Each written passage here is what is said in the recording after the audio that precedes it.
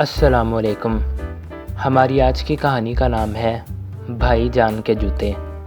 بھائی جان کا اصل نام تو بلال تھا، مگر امی ابو انہیں منع میاں ہی کہہ کر پکارتے تھے۔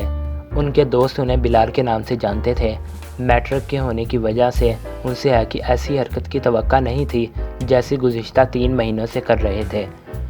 بھائی جان مسلسل ہر ماہ اپنے جوتے گم کر رہے تھے۔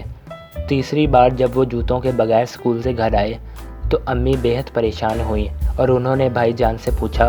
انہوں نے جو وجہ بتائی وہ امی سے مشکل ہی سے ہضم ہو پائی۔ رات کو سب ابو کے سامنے موجود تھے۔ ہاں منع میاں، بتاؤ آج جوتے کہاں گئے؟ ابو نے پوچھا۔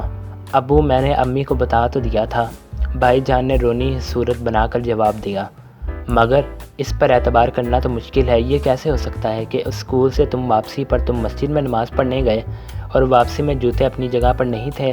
ہر بار جوتوں کے گم ہونے کی تم یہی وجہ بتاتے ہو۔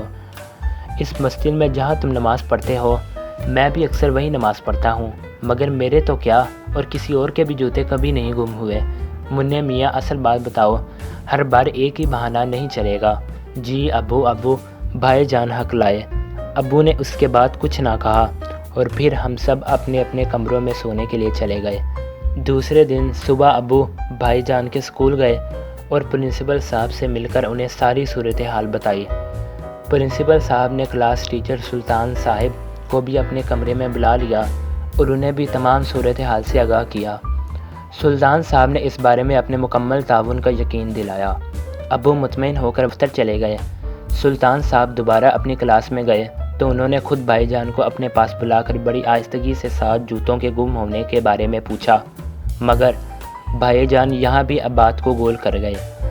دوسرے دن سلطان صاحب نے کسی خیال کے تحت ان تینوں بچوں کو اپنے پاس بلایا جنہیں کئی دنوں سے نئے جوتے پہن کر نہ آنے پر انہوں نے سزا دی تھی۔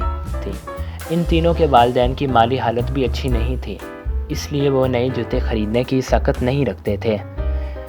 یہ بات سلطان صاحب کو بھی معلوم تھی، مگر اسکول کا نظم و ضبط قائم کرنے اور بچوں کو صفائی کا پابند بنانے کے لیے انہوں نے بچوں کو سزا دینا ضروری سمجھا تھی۔ وہ تینوں مسلسل کئی دنوں سے پھٹے ہوئے جوتے پہن کر آ رہے تھے۔ آج جب سلطان صاحب نے ان کے جوتے دیکھے تو وہ نئے معلوم ہوئے۔ انہوں نے ان تینوں کو پرنسپل صاحب کے کمرے میں بلایا اور نئے جوتوں کے بارے میں پوچھا تو انہوں نے سب کچھ صاف صاف بتا دیا۔ کچھ دیر بعد سلطان صاحب نے فون پر ابو کو اصل حقیقت سے آگاہ کیا۔ ابو یہ سن کر بہت خوش ہوئے۔ رات کو کھانے کے بعد ابو کے کمرے میں بھائی جان کی حاضری تھی۔ ابو کے کمرے میں صرف انہیں ہی بلایا گیا تھا۔ جب وہ کمرے میں سلام کر کے داخل ہوئے تو ابو نے انہیں بیٹھنے کا اشارہ کیا۔ پھر ابو بولے، ہاں بھائی منع میاں، تمہارے جوتوں کے 3 جوڑوں کے گم ہونے کی اطلاع اور اصل حقیقت تو مجھے معلوم ہو ہی گئی ہے، ابو نے کہا اور کچھ دیر سانس لینے کے لیے رک گئے۔ جی وہ ابو، بھائی جان نے کچھ کہنے کے لیے منہ کھولا۔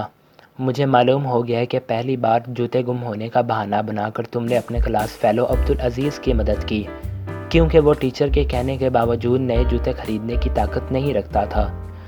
دوسری بار تم نے یہی تجربہ اپنے ساتھی مدثر کے لیے کیا اور اس بار یہ کام تم نے اپنے ایک اور ساتھی شاہد کے لیے کیا ہے۔ ابو کچھ دیر رکے اور پھر کہا، بیٹا مجھے خوشی ہے کہ تم اپنے دوستوں اور اپنے ہم جماعت ساتھیوں کا اس قدر خیال رکھتے ہو، مگر اس میں ایک غلطی ہو گئی ہے۔ وہ کیا ابو جان؟ بھائی جان نے پوچھا۔ تم نے اس سارے معاملے میں جھوٹ کا سہارا لیا۔ کیا یہ بہتر نہ ہوتا کہ تم مجھے اور اپنی امی کو اعتماد میں لیتے، اور کیا ہم تمہیں اس کام سے روکتے؟ منع میاں، تم نے کتابوں میں پڑھا ہوگا کہ ہمارا مذہب اسلام ہم سے یہ چاہتا ہے کہ جو چیز ہمارے پاس ہے اور ہماری ضرورت ہے وہ دوسروں کا بھی حق ہے اور انہیں بھی دینا چاہیے۔ آج ہم پر اللہ کا یہ کرم ہے کہ اس نے ہمیں اپنی ضرورتوں سے زیادہ عطا کیا ہے، اس لیے اپنے اطراف کے لوگوں کی بھی ضرورت کا خیال رکھنا چاہیے۔ جی ابو، میں آئندہ خیال رکھوں گا۔ یہ کہتے ہوئے بھائی جان کو ایسے محسوس ہوا جیسے ان کے سر سے منو بوجھ اتر گیا۔ پھر وہ اجازت لے کر کمرے سے باہر آ گئے۔ نیچے ہم سب ان کا بڑی بے چینی سے انتظار کر رہے تھے۔ مجھے اور امی کو یہ ڈر تھا کہ کہیں جوتوں والے معاملے پر ابو بھائی جان کو سزا نہ دے رہے ہوں، مگر بھائی جان کا پرسکون چہرہ دیکھ کر ہم سب بہت خوش ہوئے، اور اسی خوشی میں اس وقت مزید اضافہ ہوا جب بھائی جان نے جوتوں کے گم ہونے کی اصل حقیقت ہمیں بھی بتا دی۔ یوں کئی دنوں سے زیر بحث رہنے والا جوتوں کا معاملہ بالآخر حل ہو ہی گیا۔ اسی لیے ہمیں چاہیے کہ ہم اگر کوئی بھی نیکی کریں تو سب سے پہلے ہمیں اپنے گھر والوں کو ضرور بتانا چاہیے۔ خدا حافظ۔